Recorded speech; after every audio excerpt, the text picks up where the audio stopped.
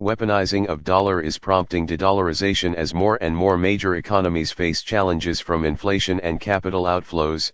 The cyclical challenges posed by the dollar tide in developing countries are once again sparking international discontent. The outflow of the dollar and the US-led sanctions on Russia are prompting countries to re-recognize the US dollar hegemony. After the Cold War, the United States maintained a deficit in its current account balance and encouraged other countries to buy its treasury bonds by taking advantage of petrodollars and the status of the dollar as East Asia's trade currency. This cycle formed Bretton Woods 2.0 and established the global role of the dollar. The Fed's monetary policy has long had a tidal effect on global dollar liquidity as it has cyclically shifted between easing and tightening in response to its own economic problems. When policy is loose, emerging economies may overheat, austerity can create debt defaults and economic crises in developing countries. Developed countries are generally less affected because they finance themselves in their own currencies, such as euro, the pound, and yen. These countries have sizable trade surpluses and enough foreign exchange reserves to weather shocks.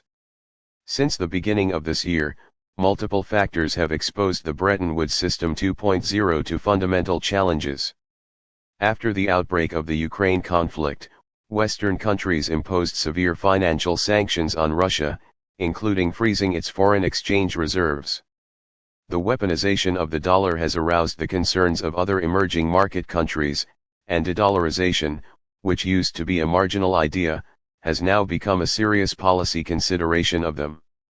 There is no doubt that geopolitical risks, cyclical liquidity risks and inflationary crises created by the dollar system have emerged at the same time, with dire consequences.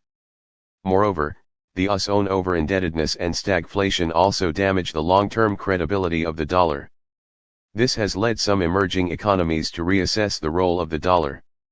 The US weaponization of the dollar and trade, along with its disregard for dollar credit, has encouraged more developing countries to keep their distance from the US, giving Washington an incentive to build a new system.